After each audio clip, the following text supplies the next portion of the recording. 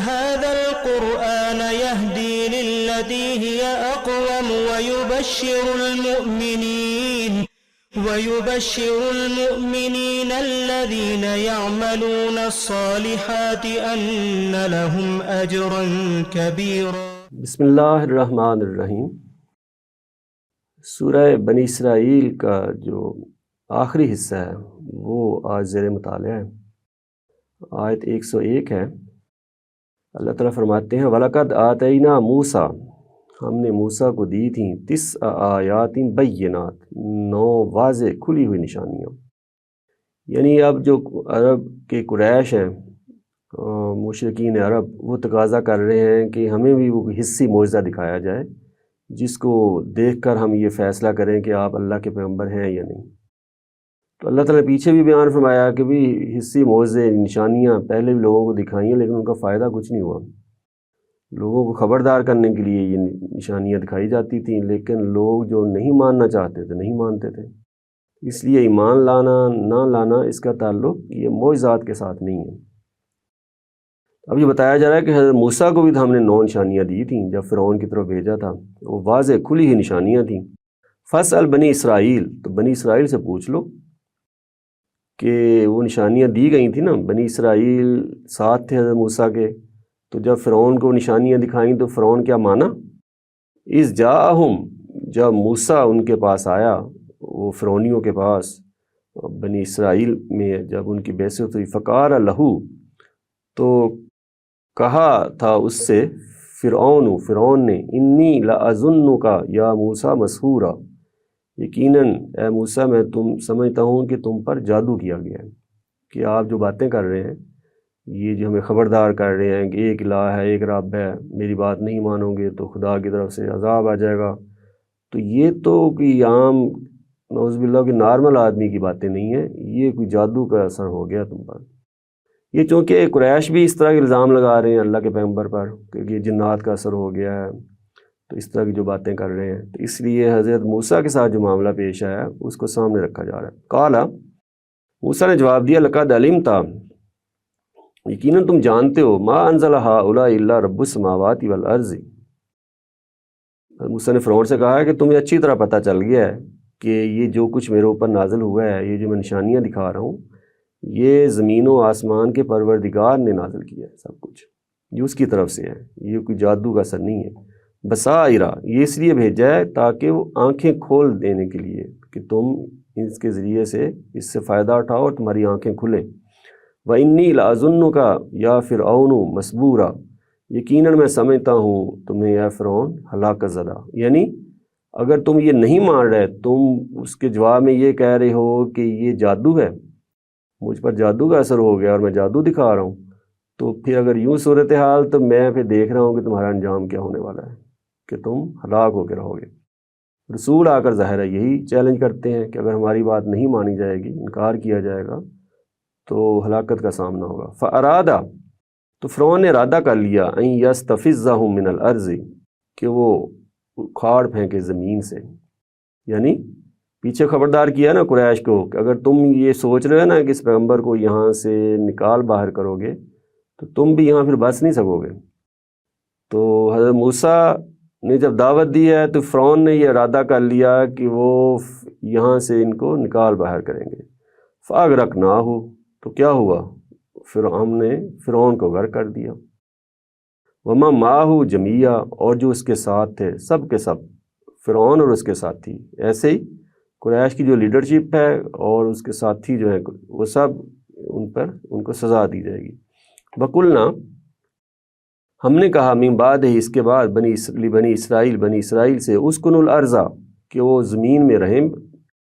فَإِذَا جَاءَ وَعْدُ الْآخِرَةِ، جب آخرت کا وعدہ آ جائے گا، جِئْنَا بِكُمْ لَفِيفًا، تو ہم لا حاضر کریں گے تم سب کو اکٹھا کر کے۔ یہ بنی اسرائیل سورہ کے شروع میں زیر بحث آئے تھے، بتایا گیا تھا کہ ان کو ہم نے خبردار کر دیا تھا، ان سے یہ کہا تھا کہ اگر ایک الہ کے ساتھ وابستہ رہو گے، اسی کو اپنا کارساز بناؤ گے، توحید پر قائم رہو گے تو ہم تمہارے ساتھ رہیں گے، اگر تم نے اس سے روگردانی کی تو پھر تمہیں سزا ملے گی۔ تو ایسا ہی ہوا ہے، ان کی تاریخ کے 2 بڑے واقعات پیچھے زیر بحث آئے ہیں۔ تو یہاں بتا دیا گیا کہ ہم نے بنی اسرائیل کو کہہ دیا تھا کہ زمین میں رہنا ہے اور دوسرے کو بنایا کہ شکر گزار بن کے رہنا ہے، جو ہم نے تمہیں دین دیا ہے اس پر ثابت قدم رہنا ہے، دوسروں تک وہ دعوت پہنچانی ہے۔ اگر ایسا نہیں کرو گے اس دنیا میں تم پر عذاب آئے گا۔ اور وہ جو اس دنیا میں عذاب آیا وہ پیچھے ذکر آیا ہے، یہاں جو آخرت میں ان پر عذاب آنا ہے اس کا ذکر کیا جا رہا ہے کہ جب آخرت کا وعدہ آئے گا تو ہم تم سب کو اکٹھا کر کے لے آئیں گے، پھر ظاہر پوچھا جائے گا کہ بنی اسرائیل نے کیا کیا۔ وَبِالْحَقِّ أَنزَلْنَاهُ، ہم نے اس قرآن کو حق کے ساتھ نازل کیا ہے، وَبِالْحَقِّ نَزَلَ، اور حق کے ساتھ یہ اترا ہے، وَمَا أَرْسَلْنَاكَ إِلَّا مُبَشِّرًا وَنَذِيرًا، اور اے پیغمبر ہم نے آپ کو تو صرف خوشخبری دینے والا اور خبردار کرنے والا بنا کر بھیجا ہے۔ یہ جو تقاضا کر رہے ہیں کہ ہمیں معجزہ دکھاؤ، نشانیاں دکھاؤ، یہ چیزیں کرو گے، یہ مطالبات ہمارے مانو گے تو ہم ایمان لائیں گے،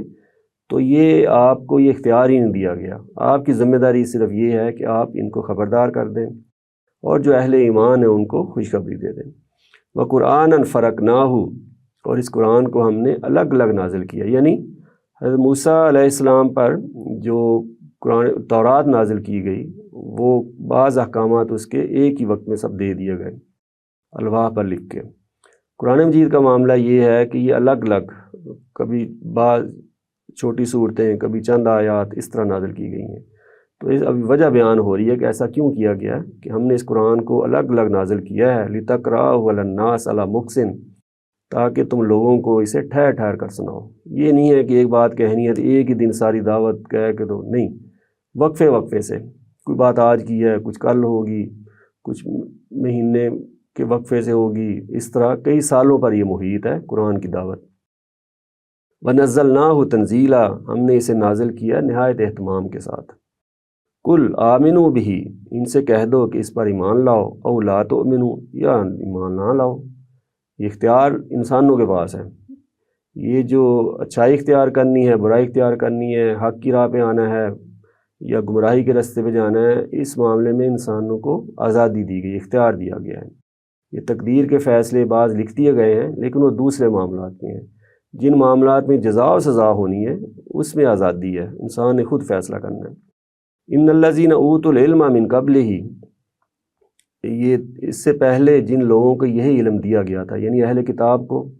یہی دین ان کو دیا گیا تھا، اذا یتلیٰ علیہم، جب یہ قرآن ان کو سنایا جاتا ہے، یخرون للاذقان سجدا، تو وہ ٹھوڑیوں کے بل سجدے میں گر جاتے ہیں۔ یعنی سچے جو اہل ایمان ہیں ان میں سے، اہل کتاب میں سے، ان کے بھی دو گروہ ہو گئے، کچھ ان میں سے اہل ایمان پر قائم رہے، کچھ جو ہے وہ گمراہی کا راستہ اختیار کر لیا۔ جو اہل ایمان ہیں ان میں سے، اہل کتاب میں سے، جب ان کو یہ قرآن مجید کی دعوت پہنچتی ہے تو وہ سجدے میں گر جاتے ہیں، وہ حق کو پہچان لیتے ہیں۔ کیوں؟ کیونکہ ان کی کتابوں میں اس کے بارے میں پیشین گوئیاں پہلے سے موجود ہیں، اور دعوت بھی مختلف نہیں ہے، وہی دعوت ہے جو ان کی کتابوں کی ہے، ان کے پیغمبروں کی ہے، وہی دعوت دین اسلام کی ہے۔ وَيَقُولُونَ، اور وہ پکار اٹھتے ہیں، سبحان ربنا، ہمارا پروردگار پاک ہے، ان کان وعد ربنا لمفعولا، یقیناً ہمارے پروردگار کا وعدہ پورا ہو کر رہنا تھا۔ یہ جو وعدہ کیا گیا تھا کہ بھئی یہ پیغمبر آئیں گے، قرآن آئے گا تو اس پر ایمان لانا ہے، اس پیغمبر کا ساتھ دینا ہے، تو وہ وعدہ پورا ہو کر رہنا تھا، وہ پورا ہو کر رہا۔ اس لیے فرمایا سبحان ربنا، ہمارے پروردگار میں کوئی عیب نہیں ہے۔ یہ جب مختلف جگہوں پر کہا جاتا ہے سبحان اللہ یا سبحان ربنا، تو بنیادی مفہوم تو یہی ہے کہ اللہ رب العالمین میں کوئی عیب نہیں ہے، کوئی نقص نہیں ہے، لیکن وہ موقع محل سے جس جگہ وہ بیان کیا جاتا ہے تو وہاں سے یہ دیکھنا چاہیے کہ کس بات کا ذکر کیا جا رہا ہے۔ تو یہاں یہ ذکر کیا جا رہا ہے کہ اللہ پروردگار عالم نے ہم سے وعدہ کیا تھا کہ پیغمبر آئیں گے، رسول آئیں گے اور قرآن آئے گا، تو وعدہ پورا ہوا۔ اس کا مطلب ہے کہ اللہ تعالیٰ اپنے وعدے پورے کرتے ہیں، اللہ میں یہ نقص نہیں ہے کہ وہ اپنا وعدہ پورا نہ کرے، اس لیے سبحان ربنا۔ وَيَخِرُّونَ لِلْأَذْقَانِ، اور وہ ٹھوڑیوں کے بل گرتے ہیں، یبکون، روتے ہوئے، وَيَزِيدُهُمْ خُشُوعًا، اور یہ ان کو اور بڑھا دیتا ہے خشوع میں، یعنی خشوع اللہ کے آگے جھکنا، یہ اصل میں باطنی کیفیت ہے، خدا کے آگے آدمی جھکا رہے، وہ پھر ظاہر میں بھی اس کا ظہور ہوتا ہے، رکوع کی شکل میں، سجدے کی شکل میں، قیام کی شکل میں، اور پھر زندگی کے معاملات میں بھی وہ اپنے رب کے آگے جھکا ہوا ہوتا ہے کہ رب کے حکم کے مطابق وہ فیصلے کرتا ہے، اپنی زندگی میں معاملات کرتا ہے۔ تو یہ ظاہر ہے یہ چیز پہلے سے ان کے اندر موجود تھی، اور قرآن مجید نے آ کر ان کے اس خشوع میں اضافہ کر دیا۔ اس سے معلوم ہوا کہ جو امتیں ہوتی ہیں ان میں سے جو لوگ ایمان پر قائم رہتے ہیں وہ ان کے اندر یہ وصف ہوتا ہے کہ اندر سے اپنے رب کے آگے جھکے ہوئے ہوتے ہیں، ان کے اندر خشوع پایا جاتا ہے۔ جبکہ جو گمراہی کی طرف چلے جاتے ہیں، ایمان پر قائم نہیں رہتے، بظاہر مومن ہیں لیکن اصل میں ایمان نہیں ہے، تو ان کے دل سخت ہو جایا کرتے ہیں، وہ خشوع جو ہے ان کے دلوں میں موجود نہیں رہتے، یعنی خدا کا خوف جو ہے وہ دلوں سے نکل جاتا ہے، اور دین بظاہر جو اس کے رسوم ہیں، جو اس کے رواج ہیں، جو اس کی ظاہری شکلیں ہیں، ان پر ہو سکتا ہے آدمی عمل بھی کر رہا ہو اور ان کے بارے میں دعوت و تبلیغ بھی کر رہا ہو، لیکن دل جو ہے خشوع سے خالی ہوتے ہیں۔ کل ادعوا اللہ و ادعوا الرحمن، ان سے کہہ دو بھی اللہ کہہ کر پکارو یا رحمان کہہ کر پکارو۔ وہ قرآن مجید میں کئی جگہوں پر اللہ تعالیٰ کے لیے رحمان کا لفظ آیا ہے، تو وہ ظاہر ہے قریش جو ہے، جو مخاطبین ہیں، وہ انہیں تو کوئی موقع چاہیے کوئی نکتہ چینی کرنے کا۔ ابھی بھی ہوتا ہے، ہم کسی سے بات کریں کوئی، وہ کہتے ہیں یہ اللہ کا لفظ اس نے استعمال نہیں کیا، خدا کیوں کہہ دیا؟ بھئی اللہ تعالیٰ کے لیے جو بھی اچھا نام ہے لیا جا سکتا ہے۔ یہ آیت بتا رہی ہے کہ بھی اللہ کو اللہ کہہ کر پکارو یا رحمان کہو، ایّاما تدعو، جس نام سے بھی تم پکارو، فلہ الاسماء الحسنی، تو سب اچھے نام اسی کے ہیں۔ اللہ کو کسی اچھے نام سے پکارا جا سکتا ہے، وہ کوئی بھی ہو سکتا ہے، کوئی بری صفت سے، برے نام سے نہیں پکارنا چاہیے۔ خدا کہا جائے، اللہ کہا جائے، رحمان کہا جائے، رحیم کہا جائے، جو بھی اچھی صفات ہے پکارا جا سکتا ہے۔ ولا تجہر، تو بتا دیا کہ بھئی آزادی ہے، اختیار ہے، اللہ کو اچھے نام جیسے مرضی پکارو، یہ جو اعتراض کر رہے ہیں کرتے رہیں۔ ولا تجہر بصلاتک، تم اپنی اس نماز کو بلند آواز سے نہ پڑھو، ولا تخافت بہا، اور نہ بہت پست آواز سے پڑھو۔ یہ پیچھے حکم بیان ہوا تھا اللہ کے پیغمبر کے لیے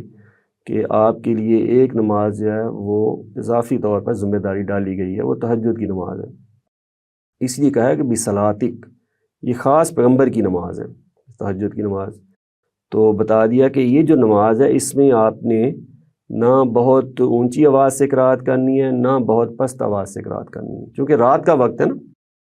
تو جہری قرات بھی ہوگی کہ قرآن مجید پر غور کرنا ہے، سننا ہے، ورنہ رتل القرآن ترتیلا، قرآن مجید کو ٹھہر ٹھہر کر پڑھیں۔ پیچھے بیان ہوا ہے کہ قرآن نازل اس لیے ہم نے کیا ہے کہ ٹھہر ٹھہر کر کہ لوگوں تک یہ ٹھہر ٹھہر کے پہنچے، وقفے وقفے سے پہنچے، تو قرآن مجید پڑھتے ہوئے بھی ہمیں اس کو ٹھہر ٹھہر کے غور کرتے ہوئے اس کی آیات پر اس کا اہتمام کرنا چاہیے۔ اور یہ بتا دیا کہ اس رات کی نماز میں آپ اپنی آواز کو نہ بہت زیادہ بلند رکھو، نہ بہت زیادہ پست رکھو، درمیانی راہ اختیار کریں۔ وابتغی بین ذالک سبیلا، اور ان دونوں کے درمیان کا جو راستہ ہے نا وہ اختیار کریں۔ وقل الحمدللہ، اور اعلان کر دو کہ شکر اللہ ہی کے لیے ہے۔ یہ توحید کا کلمہ ہے اصل میں، کہ اس دنیا میں کوئی ایسی ہستی نہیں ہے جس کو معبود کی صف میں شامل کیا جا سکے۔ وہ الحمد، وہ حمد جو کسی الہ کے لیے ہو سکتی ہے، وہ شکر گزاری، وہ تعریفیں جو کسی الہ کے لیے ہو سکتی ہیں، وہ صرف اللہ ہی کے لیے ہیں۔ قرآن مجید کا آغاز ہی اس سے ہوتا ہے الحمدللہ، اور ہر نماز میں ہم سورہ فاتحہ پڑھتے ہیں، اسی بات کا اعلان کرتے ہیں کہ ہم کسی اور کو الہ نہیں بناتے، ہماری سب تعریفیں، ہر طرح کا شکر اللہ ہی کے لیے ہے۔ اس لیے اسی سورہ میں بتایا ایاک نعبد و ایاک نستعین، کہ آپ ہی کی ہم بندگی کرتے ہیں اور آپ ہی سے ہر طرح کی مدد چاہتے ہیں، کسی اور کے لیے بندگی نہیں ہے، کسی اور سے ہم مدد نہیں چاہتے، کوئی اور ہمارا الہ نہیں ہے۔ تو اسی کو بیان کیا جاتا ہے کہ الحمدللہ، شکر اللہ ہی کے لیے ہے۔ الذی لم یتخذ ولدا، جو نہیں رکھتا کوئی بھی اولاد۔ وہ فرشتوں کو خدا کی بیٹیاں بنانے کا ذکر ہوا پیچھے، اور اہل کتاب کے ہاں اس حوالے سے انحراف ہوا کہ اللہ میں شریک کر دیا گیا بعض ہستیوں کو۔ بتا دیا کہ شکر صرف اللہ کے لیے، یعنی الہ صرف وہی ہے، اس نے کوئی اولاد نہیں بنائی۔ ولم یکن لہ شریک فی الملک، نہ اس کا کوئی شریک ہے بادشاہی میں، یعنی نہ اس کا کوئی رشتہ دار ہے، ذات میں کوئی شریک ہے، نہ زندگی کے دنیا کے کائنات کے معاملات چلانے میں اس کا کوئی شریک ہے، اس کی بادشاہت میں کسی کا کوئی حصہ نہیں ہے۔ یہ نہیں ہے کہ بارش برسانا اس کا کام ہے، وہ فلاں داتا ہے، وہ رزق دیتا ہے، وہ فلاں اولاد دیتا ہے، وہ فلاں مشکل کشا ہے، ہر چیز کی نفی ہے۔ قرآن مجید سے جو معلوم ہوتا ہے کہ اللہ تعالیٰ کی ذات میں کسی کو شریک ٹھہرانا، اس کی اولاد بنا دینا، بیٹیاں بنا دینا، یا یہ اس میں کسی کو شریک ٹھہرانا کہ کائنات کا نظام کوئی ہستی چلا رہی ہے، اللہ کے نظام چلانے کے ساتھ کوئی اور بھی شریک ہے، تو یہ شرک ہے، تو اس کی نفی کر دی گئی ہے کہ نہ اس کی اولاد ہے، نہ نظام چلانے میں اس کا کوئی شریک ہے۔ وَلَمْ يَكُنْ لَهُ وَلِيٌّ،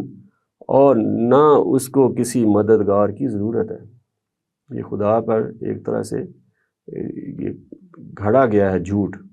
کہ اس کو اولاد بنا دی ہے اور اس کے ساتھ ہی شریک بنا دی ہیں کائنات چلانے میں، مطلب اس کو کسی مددگار کی ضرورت نہیں ہے۔ من الذل، کمزوری کے وقت، یعنی کمزوری لاحق ہی نہیں ہوتی تو کمزوری کے وقت مدد کی کیا ضرورت پڑے گی؟ وہ اس کے ہاں